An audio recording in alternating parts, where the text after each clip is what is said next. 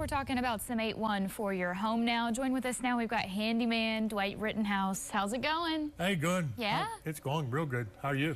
Doing well. Now that you got over that storm. Yeah, we got rid of the storm. It blowed everything down. It actually took one of our towers, RBC's towers, and bent it in half. And, you know, it was quite the storm. You got caught in it on the lake, too. Yeah, I got caught in the lake.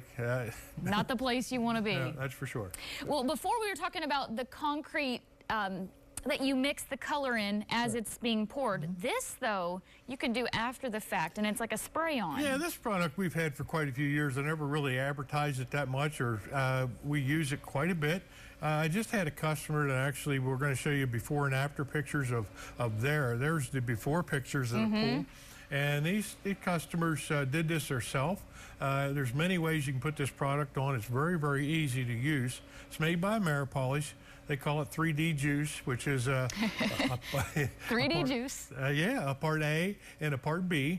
And then the single jug sitting on there. You see the variegation that they're putting into this is they didn't want it a solid color. Okay. So they kind of, where you put it on heavier, it gets darker. So it gives you kind of a marble type effect, and that was the effect that they was looking for. Now, if you go back and fill in the light spots with coat number 2 or coat number 3, then you can eventually get to a solid color. But the product is so easy to use. It does take a very good sprayer to atomize it. So you want it to go on, let's say, like hairspray coming out of a can. Okay, you don't want it to spray a stream to where it squirts or makes a streak in it like that or whatever.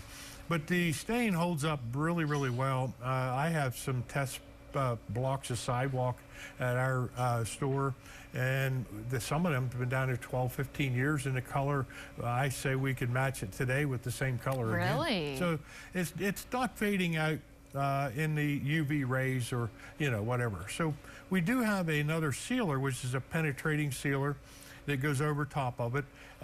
We have that in a flat finish, or we have it in like a little bit of a sheen to it. This isn't a finish like you would think of as an acrylic sealer or let's say a urethane or something like that. This isn't going to make your sidewalk any slippier. So whatever it is when you start, texture-wise, it'll be exactly the same when you're done, because the products here that we're putting on penetrates into the concrete and attacks the lime, and that's how it stains the concrete a color. So, you know, we're not like our epoxy finishes, our decor chips. We're doing a total seal. So that means when you get out of the swimming pool, the water on your feet is going to stay underneath your feet or wherever it run off of your body. It's going to stay there. This is going to seal the concrete.